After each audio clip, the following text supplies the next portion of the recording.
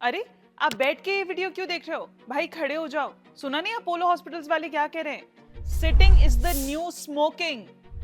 Relax, I am kidding. पर जो problem वो पॉइंट कर रहे हैं वो बिल्कुल रियल है।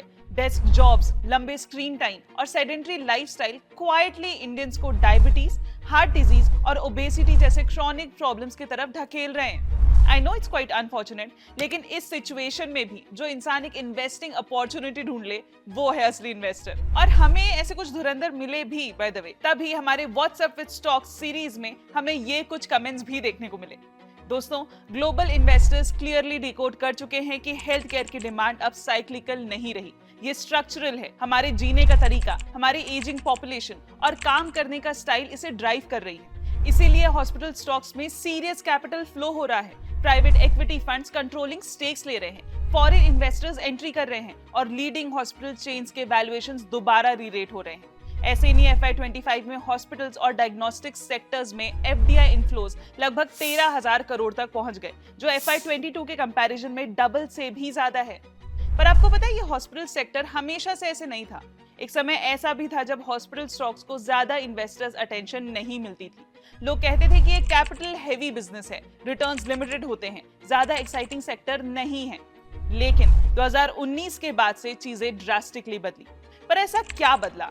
आज कौन से फैक्टर्स ये ग्रोथ ड्राइव कर रहे हैं? कौन से प्लेयर्स इस गेम को खेल रहे हैं, जैसे max, Apollo, Fortis, Narayan etcetera? और इस पूरे सेक्टर में क्या हलचल हो रही है, ये भी हम बताने वाले हैं। ऑल्सो हम यहीं तक नहीं रुकेंगे। अब तक हम इन सारे सेक्टर्स पर डिटेल्ड एनालिसिस ला चुके हैं, आगे भी लिस्ट तैयार हो रही है। तो अगर चैनल को सब्सक्राइब नहीं किया है तो जल्दी से पहले वो कर लो और कमेंट सेक्शन में बताओ कि लिस्ट में और कौन से सेक्टर्स ऐड करने हैं। तो चलिए शुरू करते हैं WhatsApp with hospital stocks with your host Swati. Let's get started. पूरे सेक्टर को अच्छे से समझने के लिए पहले आपको क्विकली कुछ 3 मैट्रिक्स समझने होंगे। यही 3 मैट्रिक्स पे हम हॉस्पिटल्स के बड़े प्लेयर्स को आखिरी सेक्शन में जज भी करने वाले हैं, हेंस लास्ट तक बने रहना। पहला मैट्रिक है ARPOB, that is average revenue per occupied bed. As the name suggest, per bed से हॉस्पिटल्स को कितना रेवेन्यू आ रहा है। सिंपल भाषा में, जब एक बेड यूज हो रहा है तो हॉस्पिटल उस एक बेड से कितना कमा रहा है। इसमें भी 3 चीजें देखी जाती हैं। पहला, ट्रीटमेंट का टाइप क्या है, मतलब नॉर्मल सर्जरी है या कॉम्प्लेक्स हाई एंड ट्रीटमेंट है। दूसरा, रूम कैटेगरी क्या है, मतलब जनरल वार्ड है या सेमी प्राइवेट या प्राइवेट रूम है। और पेमेंट का सोर्स क्या है, मतलब कैश है, इंश्योरेंस है या कॉर्पोरेट टाई अप है। ये सब कंसिडर करके ARPOB डिसाइड होता है। नेक्स्ट मेट्रिक है ऑक्यूपेंसी। रेगुलर बेसिस पे हॉस्पिटल कितना ऑक्यूपाइड या फुल रहता है। अब ये कैसे देखते हैं? सिंपल है, हॉस्पिटल के टोटल बेड्स में से कितने ऑक्यूपाइड है। अब लास्ट मेट्रिक है average length of the stay और ALOS। हर पेशेंट एवरेज कितना समय हॉस्पिटल में बिता रहा है।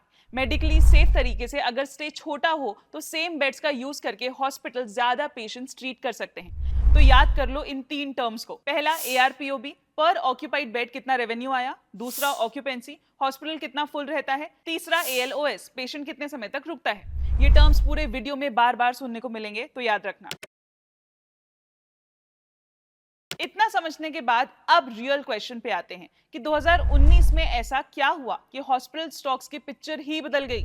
2019 से पहले के कुछ सालों में, मतलब मिड 2010s में, इंडिया का हॉस्पिटल सेक्टर ओवर एक्सटेंडेड था। मतलब हॉस्पिटल्स बहुत तेजी से एक्सपांड कर रहे थे, लेकिन उस स्पीड के हिसाब से पेशेंट्स और कैश फ्लोज नहीं आ रहे थे। बाय FY17 टू FY19 ये फाइनेंशियल स्ट्रेस बड़े बड़े हॉस्पिटल्स में भी विजिबल था। अब ये कैसे पता चलता है? इंटरेस्ट कवरेज रेशियो से। ये बताता है कि कंपनी का ऑपरेटिंग प्रॉफिट कितनी बार अपना एनुअल इंटरेस्ट बिल चुका सकता है। 1x रेशियो का मतलब है प्रॉफिट सिर्फ इंटरेस्ट पे कर पा रहा है, एरर की कोई जगह ही नहीं है। 2x से नीचे का मतलब है अगर वॉल्यूम्स या मार्जिन्स थोड़े भी गिरे तो प्रॉब्लम हो सकती है।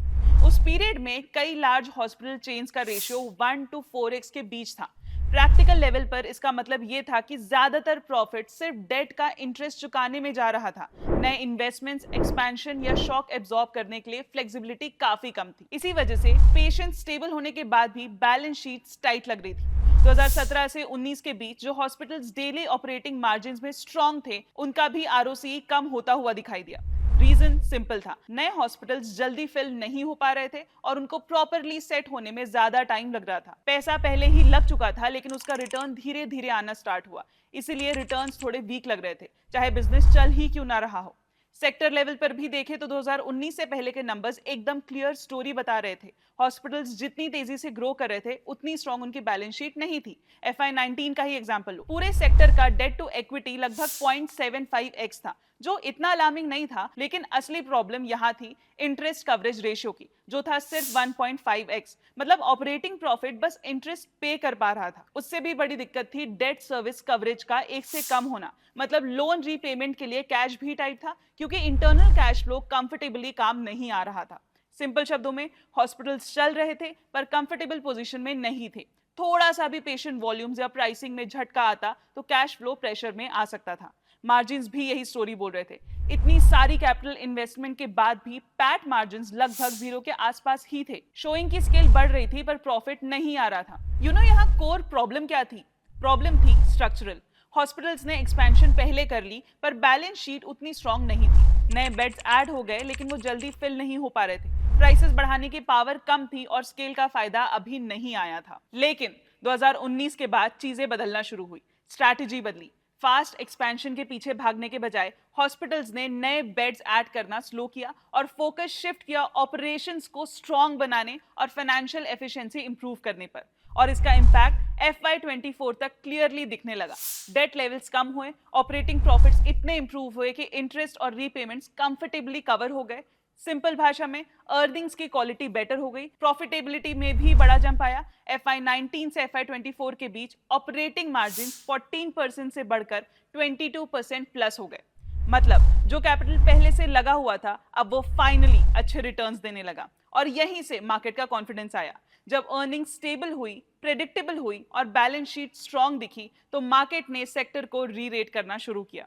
कंपनीज जैसे अपोलो हॉस्पिटल्स, मैक्स हेल्थकेयर, फोर्टिस हेल्थकेयर, नारायणा हेल्थ, एस्टर डीएम, इन सब ने प्रॉफिट्स इंप्रूव किए, डेट कम किए, रिटर्न ऑन कैपिटल बढ़ाया और जैसे जैसे सस्टेनेबिलिटी पे कॉन्फिडेंस आया, स्टॉक्स ने भी फॉलो किया। इसीलिए पिछले 5 सालों में हॉस्पिटल स्टॉक्स ने मल्टी बैगर रिटर्न्स दिए। तो यहां तक तो बात समझ आ गई कि 2019 में क्या बदला। लेकिन अब हम समझते हैं कि एग्जैक्टली कौन से फैक्टर्स हॉस्पिटल सेक्टर्स को ड्राइव कर रहे हैं, हॉस्पिटल बिजनेस का बेसिक स्ट्रक्चर कैसे काम करता है और ये करंट साइकिल पिछले साइकिल से फंडामेंटली अलग क्यों लग रही है। तो दोस्त, कहानी ऐसी है कि इंडिया हेल्थ केयर पर ज्यादा स्पेंड ही नहीं करता। टोटल हेल्थ केयर स्पेंडिंग लगभग जीडीपी का सिर्फ 3% है, जबकि डेवलप्ड कंट्रीज में ये 10 से 12% होता है और यूएस में तो ऑलमोस्ट 19% है। काफी इमर्जिंग मार्केट्स भी इंडिया से तो ज्यादा ही खर्च करते हैं। इस अंडर स्पेंडिंग का इफेक्ट इंफ्रास्ट्रक्चर में क्लियरली दिख जाता है। इंडिया में 1000 लोगों पर सिर्फ 1.3 to 1.5 हॉस्पिटल बेड्स हैं, जबकि ग्लोबल एवरेज लगभग 3 बेड्स का है। सिंपल शब्दों में कहा जाए तो देश को लगभग 24 लाख हॉस्पिटल बेड्स की कमी है, या almost 2 billion square feet health care space की। दूसरी तरफ हेल्थ केयर की डिमांड लगातार बढ़ रही है। इंडिया में 15 करोड़ से ज्यादा एल्डरली पॉपुलेशन है, लोगों की इनकम बढ़ रही है, शहर फास्ट ग्रो कर रहे हैं। ऊपर से डायबिटीज, हार्ट डिजीज और कैंसर जैसे लाइफस्टाइल डिजीजेस अब टोटल डेथ्स का लगभग 2/3 हो चुके हैं। प्रॉब्लम ये थी कि सालों तक हॉस्पिटल कैपेसिटी इस डिमांड के हिसाब से नहीं बढ़ी। अब वही गैप हॉस्पिटल्स को रिएक्ट करने पर मजबूर कर रहा है। लंबे टाइम के बाद हॉस्पिटल कंपनीज दोबारा एक्सपेंशन मोड में आ गई हैं। लार्ज हॉस्पिटल चेन्स ने प्लान बनाया है कि अगले 3 से 5 साल में 18,000 प्लस नए बेड्स ऐड किए जाएंगे, चाहे नए हॉस्पिटल्स हो या सिलेक्टिव एक्विजिशन के थ्रू। इसका इंपैक्ट नंबर्स में भी दिख रहा है। FY24 में लगभग 9,200 करोड़ के हॉस्पिटल प्रोजेक्ट्स कंप्लीट हुए, जो क्लियरली दिखाता है कि प्राइवेट और पब्लिक दोनों तरफ कॉन्फिडेंस वापस आ रहा है। तो सवाल यह है कि ये इंप्रूवमेंट आ किस वजह से रहा है। सबसे पहला है डिमांड, जो अब ज्यादा प्रेडिक्टेबल हो गई है। आज हॉस्पिटल्स ऐसे एनवायरनमेंट में काम कर रहे हैं जहां क्रॉनिक डिजीजेस, एजिंग पॉपुलेशंस और सिटीज में लोगों की concentration regular patient flow ensure करती है। ऊपर से हॉस्पिटल बेड्स की क्लियर शॉर्टेज है। इसका मतलब यह है कि जो नई कैपेसिटी ऐड हो रही है वो धीरे धीरे फिल हो जाती है, खाली पड़े रहने का रिस्क कम हो गया है। दूसरा बिग सपोर्ट आया है इंश्योरेंस से। आज ट्रीटमेंट्स का बड़ा हिस्सा गवर्नमेंट और प्राइवेट इंश्योरेंस कवर कर रही है। इससे पेशेंट्स को पॉकेट से कम खर्चा करना पड़ता है और हॉस्पिटल्स के लिए कैश फ्लो और प्लानिंग दोनों इजी हो जाती है। पेशेंट इनफ्लो ज्यादा स्टेबल हो गया है। और तीसरा सबसे इंटरेस्टिंग फैक्टर है मेडिकल टूरिज्म। इंडिया में ट्रीटमेंट कॉस्ट 60 to 90% सस्ते हैं compare to developed countries. Example के लिए, एक हार्ट बाईपास इंडिया में लगभग $50 to $100 में हो जाता है, जबकि बाहर $50,000 से ज्यादा लगते हैं। इसीलिए India top 10 medical tourism destinations में आता है। आज सिचुएशन ये है कि हर 100 फॉरेन टूरिस्ट में से लगभग 4 लोग सिर्फ ट्रीटमेंट के लिए आते हैं। जहां मेडिकल टूरिस्ट रेवेन्यू का सिर्फ 4 से 10% होते हैं, लेकिन वैल्यू सबसे ज्यादा यही लाते हैं। ये पेशेंट्स 30% ज्यादा ARPOB that is average revenue per occupied bed generate करते हैं और कॉम्प्लेक्स ट्रीटमेंट की वजह से बेड ज्यादा दिन तक ऑक्यूपाई करते हैं। जैसे अफ्रीका या वेस्ट एशिया से आने वाला कार्डियक या कैंसर पेशेंट प्रीमियम रूम्स लेता है, प्लान प्रोसीजर्स करवाता है, पेशेंट्स कम होते हैं पर रेवेन्यू और मार्जिन काफी ज्यादा होते हैं, स्पेशली अपोलो, मैक्स जैसे मेट्रो हॉस्पिटल्स में। और एस्टिमेट्स के हिसाब से 2030 तक इंडिया में 30 लाख मेडिकल टूरिस्ट हो सकते हैं। दोस्तों, ये सारे फैक्टर्स अब एक्चुअल स्पेंडिंग में दिख रहे हैं। FY24 में 41,000 से ज्यादा बेड्स ऐड हुए, जो रीसेंट ईयर का हाईएस्ट है। FY25 तो FY28 में पेस थोड़ा नॉर्मल हो रहा है, लेकिन ये स्लो डाउन डर की वजह से नहीं, डिसिप्लिन की वजह से है। इंडस्ट्री के एस्टिमेट्स के मुताबिक FY27 तक लगभग 14,500 नए बेड्स प्लान किए गए हैं, जिनके पीछे 32,000 करोड़ का केपेक्स होगा। बॉटम लाइन सिंपल है, ये एक्सपेंशन साइकिल ब्लाइंड ग्रोथ का गेम नहीं है, ये पुरानी कैपेसिटी गैप का लॉजिकल रिस्पॉन्स है, stronger balance sheets, clear demand और बेटर एग्जीक्यूशन के साथ। और अगर आज अपोलो, फोर्टिस, मैक्स या नारायणा हेल्थ के मैनेजमेंट को ध्यान से सुनो तो एक बात और क्लियर हो जाती है, हॉस्पिटल सेक्टर क्वाइटली अपना कैरेक्टर चेंज कर चुका है। चलो यहां तक तो हमने देख लिया कि क्या बदला 2019 के बाद और क्या फैक्टर्स कंट्रीब्यूट कर रहे हैं। अब बात करेंगे की प्लेयर्स की। याद है स्टार्टिंग में हमने कुछ मैट्रिक्स बताए थे आपको, उसी मैट्रिक्स की अब यहाँ बात होगी। हम इस सेक्शन में ये देखेंगे कि बड़े प्लेयर्स कहाँ स्टैंड करते हैं, उन मैट्रिक्स में उनका क्या बोलना है और क्या नंबर्स उनके फेवर में आ रहे हैं। आज हॉस्पिटल्स को सिर्फ बिल्डिंग्स या हेल्थ केयर इंफ्रास्ट्रक्चर की तरह नहीं चलाया जा रहा, उन्हें प्रॉफिट जनरेट करने वाले ऑपरेटिंग एसेट्स की तरह मैनेज किया जा रहा है। Assets with pricing power, repeat demand and improving asset turns. ये बिजनेस 3 चीजों से ड्राइव हो रहे हैं, प्राइसिंग, पेशेंट फ्लो और यूटिलाइजेशन। और ये सब क्लियरली 3 कोर मैट्रिक्स में दिखाई देता है। चलिए एक एक करके देखते हैं। पहला, ARPOB। जब ARPOB बढ़ता है तो टॉप हॉस्पिटल चेन्स का मैनेजमेंट एक ही बात बोलता है, ये प्राइस हाइक की वजह से नहीं है, बल्कि बेटर स्पेशलिटी ट्रीटमेंट्स और इंप्रूव्ड क्लिनिकल मिक्स की वजह से हो रहा है। और यहाँ लोकेशन का रोल भी बहुत स्ट्रांग होता है। दिल्ली, NCR और मुंबई जैसे मेट्रो सिटीज में बेड अवेलेबिलिटी कम है और पेइंग कैपेसिटी बहुत ज्यादा है। अगर आप नंबर्स देखेंगे तो दिल्ली NCR में सिर्फ 2.7 बेड्स हैं पर 1000 पीपल, जो WHO के बेंचमार्क 3 से कम है। जबकि वहीं इंश्योरेंस प्रीमियम्स FY18 से FY24 के बीच 20% ग्रो हुए। इसका डायरेक्ट फायदा मैक्स हेल्थ केयर जैसे प्लेयर्स को मिलता है। दिल्ली, NCR और मुंबई में 3800 बेड्स के साथ मैक्स 78,000 का ARPOB डिलीवर कर पा रहा है, जो पीयर्स से काफी ज्यादा है। हाई एंड स्पेशलिटीज जैसे ऑन्कोलॉजी, कार्डियक केयर और ऑर्थोपेडिक्स बार बार ग्रोथ ड्राइवर्स की तरह काम कर रहे हैं। और तो और पिछले 2 साल में फोकस बेड्स बढ़ाने का नहीं, बल्कि एग्जिस्टिंग सेटअप को ऑप्टिमाइज करने का रहा है। अपोलो का मैनेजमेंट भी एक इंटरेस्टिंग शिफ्ट पॉइंट आउट करता है। पेशेंट्स अब हायर रूम कैटेगरीज चूज कर रहे हैं, जो नेचुरली ARPOB को ऊपर ले जाता है। ठीक इन्हीं कुछ चीजों की वजह से 2 हॉस्पिटल्स सेम बेड होने पर भी डिफरेंट आउटकम्स दे सकते हैं। Remember, what you treat and where you treat makes the difference. तो ये देखना भी जरूरी है। अब अगला सवाल ये आता है कि बेड्स कितनी कंसिस्टेंसी के साथ फुल रहते हैं। Hence next metric is occupancy. Ageing population, lifestyle diseases, better insurance coverage और एडवांस केयर का सिटीज में कंसंट्रेशन, ये सब मिलकर पेशेंट फ्लो को ज्यादा प्रेडिक्टेबल और रेकरिंग बना रहे हैं। हेल्थ केयर डिमांड अब क्लियरली ऑप्शनल नहीं रहा। लोग कार, फोन या वेकेशन डिले कर सकते हैं, लेकिन सीरियस ट्रीटमेंट को ज्यादा टाइम तक नहीं टाला जा सकता। इसी वजह से हेल्थ केयर डिमांड लगातार बढ़ रही है। अर्लियर साइकिल्स में जितनी ज्यादा ऑक्यूपेंसी उतना बेटर माना जाता था, बस बेड्स फुल होने चाहिए। आज ये थिंकिंग चेंज हो चुकी है। Max health care, Apollo hospitals और फोर्टिस तीनों के मैनेजमेंट अब एक क्लियर ऑप्टिमल ऑक्यूपेंसी रेंज की बात करते हैं, जो लगभग 70 to 75% होती है। ये इसलिए नहीं है कि डिमांड कम है, बल्कि इसीलिए क्योंकि एक लिमिट के बाद यूटिलाइजेशन को एफिशिएंटली बढ़ाना प्रैक्टिकल नहीं रहता। उस पॉइंट के बाद सिस्टम पर प्रेशर आने लगता है।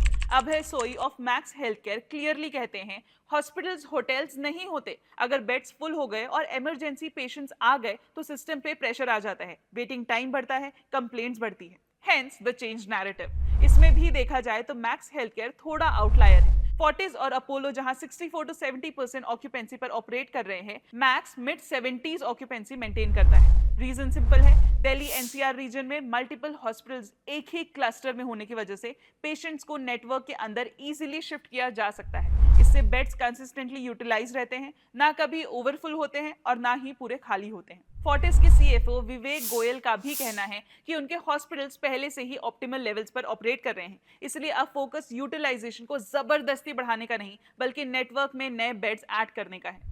फोर्टिस का एक्सपेक्टेशन है कि जैसे जैसे नई कैपेसिटी आएगी, ऑक्यूपेंसी 70% से ऊपर रहेगी, लेकिन 75% के नीचे ही मेंटेन की जाएगी। अपोलो एक और नुआंस ऐड करता है, ऑक्यूपेंसी अब सिर्फ वॉल्यूम का टारगेट नहीं रहा बल्कि पूरे सिस्टम को मैनेज करने का टूल बन चुका है। आज हॉस्पिटल्स के लिए हेडलाइन यूटिलाइजेशन से ज्यादा इंपॉर्टेंट है स्टेबिलिटी, प्रेडिक्टेबिलिटी और पेशेंट एक्सपीरियंस। इसी शिफ्ट की वजह से एक्सट्रीम ऑक्यूपेंसी के बिना ही मार्जिन्स इंप्रूव हो रहे हैं और ये हॉस्पिटल साइकिल पिछले वाले से ज्यादा डिसिप्लिन और मैच्योर दिख रही है। अब आते हैं तीसरे मेट्रिक पर, ALOS।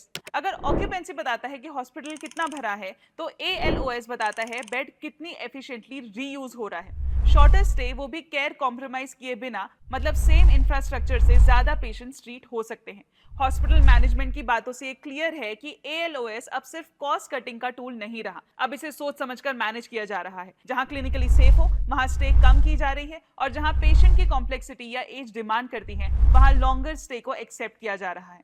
अपोलो के मैनेजमेंट ने बताया है कि ALOS 6.3% ईयर ऑन ईयर गिरकर 3.14 डेज हो गया है। उनके हिसाब से ये इंप्रूवमेंट नए एसेट्स ऐड करने की वजह से नहीं बल्कि बेटर प्रोसेसेस की वजह से आया है, जैसे clinical standardisation, clear treatment protocols, faster decision making और स्मूदर डिस्चार्ज सिस्टम्स। सिंपल शब्दों में प्रोसेस बेटर होने से बेड्स जल्दी अवेलेबल हो रहे हैं और सेम इंफ्रास्ट्रक्चर से ज्यादा पेशेंट्स ट्रीट हो पा रहे हैं। इसके साथ ही मिनिमली इन्वेजिव सर्जरीज, रोबोटिक्स और day care treatments patient stay को और भी कम कर रहे हैं। नारायणा हृदयालय के डॉक्टर रूपर्ट के मुताबिक कई कार्डियक प्रोसीजर्स जो पहले ओवरनाइट एडमिशन मांगते थे, आज 4 से 6 घंटे में कंप्लीट हो जाते हैं। लेकिन दूसरी तरफ एल्डरली पेशेंट्स और कॉम्प्लेक्स मेडिकल केसेस को नेचुरली ज्यादा टाइम चाहिए होता है, इसलिए ALOS को बहुत ज्यादा नीचे लाना पॉसिबल नहीं होता। अभी उनका ALOS 4.3 डेज पर स्टेबल है, लेकिन मैनेजमेंट की एक्सपेक्टेशन है कि आगे चलकर ये धीरे धीरे और इंप्रूव होगा। जब ये तीनों मैट्रिक्स ARPOB, ऑक्यूपेंसी और ALOS एक साथ काम करते हैं तो मार्जिन्स नेचुरली इंप्रूव हो जाते हैं। हायर ARPOB मतलब हर पेशेंट से ज्यादा रेवेन्यू, स्टेबल ऑक्यूपेंसी से फिक्स्ड कॉस्ट बेटर स्प्रेड होते हैं, स्मार्ट ALOS मैनेजमेंट से बिना नए बेड्स ऐड किए इफेक्टिव कैपेसिटी बढ़ जाती है। सिंपल शब्दों में हॉस्पिटल्स हर बेड से ज्यादा कमा भी रहे हैं और उस बेड को जल्दी नेक्स्ट पेशेंट के लिए अवेलेबल भी बना रहे हैं। लेकिन इन तीनों के अलावा मार्जिन्स पे एक और फैक्टर भी क्वाइटली काम कर रहा है और वो है पेयर मिक्स। पेयर मिक्स का मतलब सिंपल है, ट्रीटमेंट का पैसा कौन दे रहा है। सबसे पहले आते हैं इंश्योरेंस पेशेंट्स। ये हॉस्पिटल्स को स्केल देते हैं और हाई वैल्यू ट्रीटमेंट्स तक एक्सेस बढ़ाते हैं, लेकिन यहाँ एक इशू होता है, यहाँ प्राइसिंग नेगोशिएशंस और पेमेंट सेटलमेंट में टाइम लगता है, इसलिए रेवेन्यू दिखता है पर इस केस में कैश तुरंत नहीं आता। दूसरी कैटेगरी है सेल्फ पे और इंटरनेशनल पेशेंट्स। ये जनरली ज्यादा प्रॉफिटेबल होते हैं, प्राइसिंग फ्लेक्सिबिलिटी ज्यादा होती है, कलेक्शंस फास्ट होती हैं और अक्सर ये पेशेंट्स स्पेशलाइज्ड प्रोसीजर्स करवाते हैं। वॉल्यूम्स छोटे होते हुए भी प्रॉफिट्स में इनका कंट्रीब्यूशन ज्यादा होता है। तीसरी कैटेगरी है गवर्नमेंट और इंस्टीट्यूशनल स्कीम्स। इसमें CGHS, ECHS और PSU पैनल्स आते हैं जो गवर्नमेंट डिपार्टमेंट्स, डिफेंस सर्विसेज और PSUs के एम्प्लॉयज को कवर करते हैं। गवर्नमेंट स्कीम्स हॉस्पिटल्स को अशोर्ड पेशेंट वॉल्यूम्स देती हैं, स्पेशली नए हॉस्पिटल्स, नॉन मेट्रो लोकेशंस या रैंप अप फेज में। ये स्कीम्स बेड्स को फिल करने में मदद करते हैं। फोर्टिस हेल्थ केयर के मुताबिक CGHS जैसे गवर्नमेंट स्कीम्स उनके टोटल रेवेन्यू का लगभग 18 से 20% कंट्रीब्यूट करती है। लेकिन हॉस्पिटल मैनेजमेंट कमेंट्री में एक बात बार बार सामने आती है, पेयर मिक्स प्रॉफिटेबिलिटी का सबसे डिसाइसिव पर लीस्ट विजिबल फैक्टर है। फोर्टिस हेल्थ केयर के CFO विवेक गोयल इस पर एक क्लियर कंसर्न रेज करते हैं। उनके हिसाब से गवर्नमेंट स्कीम्स में पेमेंट्स प्रेडिक्टेबल नहीं होते, फ्रीक्वेंट सर्कुलर्स आते रहते हैं, रिडक्शंस होते हैं और रीइंबर्समेंट्स में डिले होते हैं। इसी वजह से चाहे रीसेंट रेट रिविजन्स पॉजिटिव लग रहे हों, ऑपरेशनल लेवल पर गवर्नमेंट पेयर्स उतने अट्रैक्टिव नहीं रहते। इसका रिजल्ट ये है कि फोर्टिस का अप्रोच पेयर मिक्स को बैलेंस करने का है, जहां सेल्फ पे या कैश प्राइमरी ड्राइवर बने रहें, जो अब लगभग 34% रेवेन्यू कंट्रीब्यूट करता है। मैक्स हेल्थ केयर के Q2 FY26 ट्रांसक्रिप्ट में चेयरमैन और MD अभय सोय भी ये कंफर्म करते हैं, इंस्टीट्यूशनल और गवर्नमेंट पेमेंट्स नेचुरली लंपी होते हैं। कलेक्शन CGHS, ECHS और PSU के बजट साइकिल्स फॉलो करती हैं, जिससे कैश इनफ्लोज अनइवन हो जाते हैं। मैनेजमेंट इसे कोई वन टाइम इशू नहीं मानता, बल्कि स्ट्रक्चरल रियलिटी के तौर पर ट्रीट करता है और प्लानिंग भी इसी अजम्पशन के साथ करता है। H1 FY26 में मैक्स का पेयर मिक्स बैलेंस रहा, जहां सेल्फ पे और कॉर्पोरेट्स मिलकर लगभग 80% रेवेन्यू ला रहे थे। नारायण हृदयालय का मैनेजमेंट भी यही मानता है कि इंक्रीमेंटल रियलाइजेशंस इंप्रूव हो चुकी हैं, क्योंकि डोमेस्टिक वॉक-इन्स या सेल्फ पे Q2 FY26 में 47% रेवेन्यू तक पहुंच चुके हैं। अपोलो हॉस्पिटल्स का पेयर मिक्स भी इसी डायरेक्शन में स्क्यूड है, जहां H1 FY26 में सेल्फ पे का शेयर 41% रहा। ओवरऑल पिक्चर ये है कि हॉस्पिटल गवर्नमेंट या इंस्टीट्यूशनल पेयर से बाहर नहीं निकल रहे, लेकिन पेमेंट अनसर्टिनिटी और रिकवरी रिस्क की वजह से अपना एक्सपोजर एक्टिवली कंट्रोल कर रहे हैं। अब आता है सबसे last metric, expansion, merger and acquisition. Expansion और कंसोलिडेशन का पिक्चर भी काफी क्लियर है। अपोलो हॉस्पिटल्स FY30 तक लगभग 4500 नए बेड्स ऐड करने का प्लान बना रहा है, जिससे टोटल सेंसस बेड्स 13100 तक पहुंच जाएंगे। ये एक्सपेंशन, एक्विजिशंस, ब्राउनफील्ड एक्सपेंशन और सिलेक्टिव ग्रीनफील्ड प्रोजेक्ट्स के मिक्स से होगा, मेजर मेट्रोज में क्लस्टर्ड लेड और फेज्ड अप्रोच के साथ। टोटल केपेक्स लगभग 8300 करोड़ का है। मैक्स हेल्थकेयर का फोकस भी डेंस क्लस्टर बेस्ड एक्सपेंशन पर है, स्पेशली NCR और नॉर्थ इंडिया में। कंपनी अगले 3-4 सालों में 4800 बेड्स ऐड करने की प्लानिंग कर रहा है और टाइम के साथ 13,500 बेड्स तक स्केल करने का पोटेंशियल देखता है। Fortis healthcare comparatively measured growth path follow कर रहा है, जहां FY30 तक 3200 बेड्स ऐड करने का प्लान है। नारायण हेल्थ अपनी कैपिटल लाइट स्ट्रैटेजी पर ही चल रहा है और सिलेक्टिवली ब्राउनफील्ड एक्सपेंशंस और एक्विजिशंस के थ्रू 2030 तक 1850 बेड्स ऐड करने का प्लान है। इसी के साथ ही हॉस्पिटल सेक्टर में M&A और PE एक्टिविटी काफी तेज हो चुकी है। सिर्फ FY25 के एक क्वार्टर में ही 72 डील्स, जिनमें USD 3.5 बिलियन का वैल्यू साइन हुआ है। ये ऑनगोइंग कंसोलिडेशन क्लियरली सिग्नल देता है कि इन्वेस्टर्स हॉस्पिटल सेक्टर के कैश फ्लोज और स्केलेबिलिटी पर काफी कॉन्फिडेंट हैं। तो दोस्तों, ये था हमारा पूरा एनालिसिस। इस पूरे वीडियो में हम जैसे आम इन्वेस्टर्स का क्या टेक अवे होना चाहिए, ये कि हॉस्पिटल स्टॉक्स अब शॉर्ट टर्म साइक्लिकल ट्रेड नहीं रहे, ये एक लॉन्ग ड्यूरेशन स्ट्रक्चरल अपॉर्चुनिटी बन चुके हैं, जहां डिमांड प्रेडिक्टेबल है, कैपेसिटी लिमिटेड है और रिटर्न सिर्फ एक्सपेंशन से नहीं बल्कि एग्जीक्यूशन से बनते हैं।